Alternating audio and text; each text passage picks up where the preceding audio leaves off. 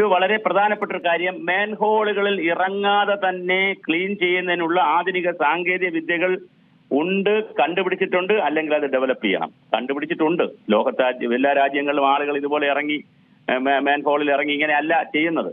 രണ്ടാമത്തെ വിഷയം എന്ന് പറയുന്നത്, നമുക്കിവിടെ ഇതുപോലെ നിരവധി വിഷയങ്ങളുണ്ട്. തിരുവനന്തപുരത്ത് ആമയിഴഞ്ചാൻ തോടിൽ റെയിൽവേ സ്റ്റേഷനുമായി ബന്ധപ്പെടുത്തി, ഇന്ത്യൻ റെയിൽവേ സദേൺ റെയിൽവേയുമായി ബന്ധപ്പെടുത്തി ഒരാൾ ഇതുപോലെ മാലിന്യത്തിൽ അകപ്പെട്ടു പോയി മരിച്ച വിഷയം നമ്മളെ മുന്നിലുണ്ട്.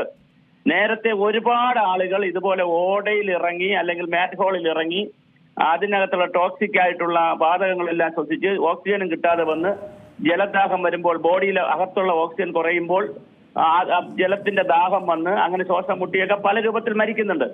ഇത് വളരെ പഴഞ്ചൻ രീതിയിൽ നമ്മൾ ഇപ്പോഴും പോകുന്നത് എന്താണെന്ന് എത്ര ആലോചിച്ചിട്ട് മനസ്സിലാവുന്നില്ല. അത്യാധുനികമായ രീതിയിൽ വേസ്റ്റ് എല്ലാം സക്ക് ചെയ്ത് പുറത്തെടുക്കാൻ കഴിയുന്ന ആധുനിക സാങ്കേതിക രീതികൾ ഉള്ള ഈ കാലത്ത് എന്താണ് ഇങ്ങനെ വീണ്ടും വളരെ പഴഞ്ചൻ രീതിയിൽ പ്രാകൃതമായ രീതിയിൽ ജനങ്ങൾ തൊഴിലെടുക്കാനും വരുന്നു. അത് വളരെ സാധാരണ ആളുകളാണ്. അവർക്ക് തീർച്ചയായിട്ടും പണം കൂടുതൽ കൊടുക്കുമായിരിക്കും, സാധാരണ ജോലിയേക്കാൾ കൂടുതൽ പൈസ കൊടുക്കും. എന്നിട്ട് ഈ വരുന്ന തൊഴിലാളികൾ മരിച്ചുപോയത് കൊണ്ട് ഞാൻ പറയുന്നതല്ല, മറ്റൊന്നും കരുതരുത് ചാനലിൽ വഴി പറയുമ്പോൾ അവർക്കൊരു ബലം കിട്ടുന്നതിന് വേണ്ടി, ഒരു ധൈര്യം കിട്ടുന്നതിന് വേണ്ടി പല ആളുകളും കുറച്ച് ചെറുതായിട്ടെങ്കിലും മദ്യപിക്കും. അപ്പോൾ ഒരു നല്ല ധൈര്യം കിട്ടും, നമുക്ക് ഇറങ്ങാൻ ഒരു കാര്യം ചെയ്യാൻ ധൈര്യം കിട്ടും. ആ ധൈര്യത്തിന്റെയും കൂടി പശ്ചാത്തലത്തിൽ ഇവർ ചെയ്യുന്ന പ്രവൃത്തിയുടെ ഗുണവും ദോഷവും മനസ്സിലാക്കാതെ ഇവർ ഇതിനകത്ത് ചാടി ഇറങ്ങി എത്ര ആഴമുണ്ടെന്ന് പോലും അളക്കാതെ, എത്രയാണ് മാലിന്യം അകത്ത് കിടക്കുന്നതെന്ന് കണ്ടെത്താതെ അതിനകത്തേക്ക് വെള്ളവും സോളിഡും ലിക്വിഡും കൂടെ കിടക്കുമ്പോൾ അതിനകത്തേക്ക് കാല് വച്ചാൽ കാല് താഴേക്ക് പോകുന്നതല്ലാതെ കാല് വലിച്ചെടുക്കാൻ പറ്റില്ല. അപ്പോൾ അവർക്ക് മുകളിലോട്ട് നിന്നുകൊണ്ടല്ലാതെ ഓക്സിജൻ കിട്ടത്തില്ല. ഇത് വളരെ കൃത്യമായി എല്ലാവർക്കും അറിയാമെന്നുള്ള ലളിതമായ ശാസ്ത്രമാണ്. പക്ഷെ അത്രയും ലളിതമായ ഒരു ശാസ്ത്രത്തിൽ നിൽക്കുന്ന കാലഘട്ടത്തിൽ പോലും ആർട്ടിഫിഷ്യൽ ഇന്റലിജൻസ് വരെ കണ്ടുപിടിച്ച പുതിയ യുഗത്തിൽ ഈ സ്കാവഞ്ചർ പണി ചെയ്യുന്ന ആളുകളെ ഇങ്ങനെ ചെയ്യിക്കരുത്, മാൻഹോളിൽ ഇറക്കി ചെയ്യിക്കരുതെന്ന് സുപ്രീം കോടതി വിധിയുണ്ട്, ധാരാളം ഹൈക്കോടതി വിധികളുണ്ട്. ഒരു കാരണവശാലും മനുഷ്യരെ പ്രാകൃത രൂപത്തിൽ യാതൊരു സുരക്ഷയുമില്ലാതെ ഇതുപോലെ ഇറക്കി ജോലി ചെയ്യിക്കരുത്, അത് തെറ്റാണ് എന്നാണ് നമ്മുടെ നിയമവ്യവസ്ഥ തന്നെ പറയുന്നത്. പിന്നെ എങ്ങനെയാണ് ഇതൊക്കെ സംഭവിക്കുന്നത്?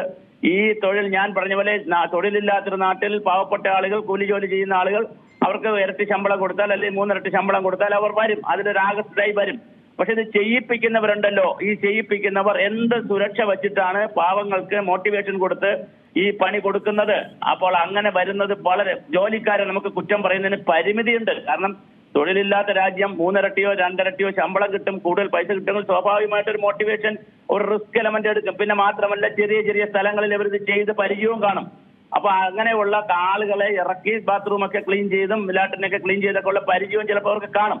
പക്ഷെ ആ പരിചയം വെച്ചുകൊണ്ട് ഈ വലിയ മാൻഹോളുകളിൽ ഇറക്കുമ്പോൾ എടുക്കേണ്ട ആധുനികമായ സുരക്ഷാ മാർഗങ്ങൾ ഇറക്കുന്നത് തന്നെ തെറ്റാണെന്നാണ് എന്റെ വാദം. കാരണം മിഷ്യൻ വെച്ച് ചെയ്യേണ്ട പ്രവൃത്തികളാണ് ഇതൊക്കെ. അതിനകത്ത് വേസ്റ്റ് പോലും ഇന്ത്യക്കകത്ത് പല ഇൻഡോർ പോലുള്ള നഗരങ്ങളിൽ വേസ്റ്റ് മാനേജ്മെന്റ് കൈകൊണ്ട് തൊടാറില്ല, വേസ്റ്റ് കൈകൊണ്ട് എടുക്കാറില്ല.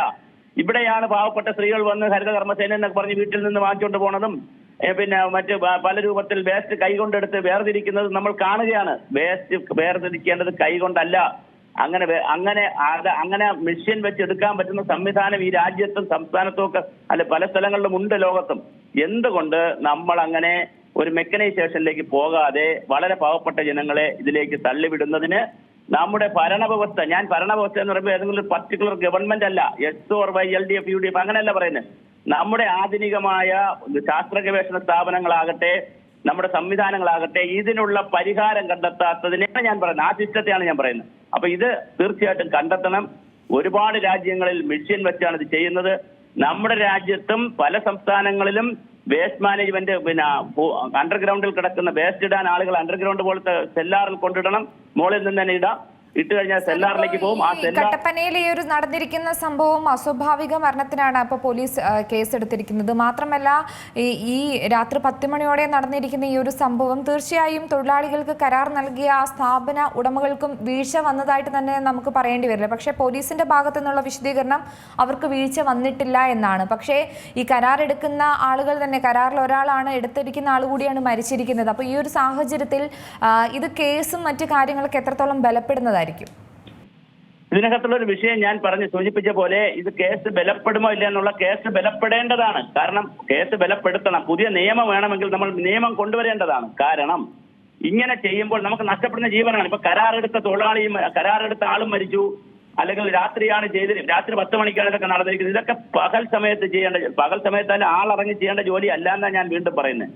അങ്ങനെയുള്ള സമയത്ത് കർശനമായ നിയമങ്ങൾ, ഇപ്പൊ ഉള്ള നിയമത്തിൽ ഏതൊക്കെ ചാർജാണ് വച്ചിരിക്കുന്നത് നമുക്കറിയില്ല. പോലീസ് ഏതൊക്കെയാണ് അസ്വാഭാവിക മരണത്തിന് കേസ് എടുത്തെങ്കിലും ഏതൊക്കെ വകുപ്പുകളാണ് ചാർജ് ഇരിക്കുന്നത് നമുക്കറിയില്ല. അത് FIR ഒക്കെ വരുമ്പോഴേ അറിയാൻ പറ്റുള്ളൂ.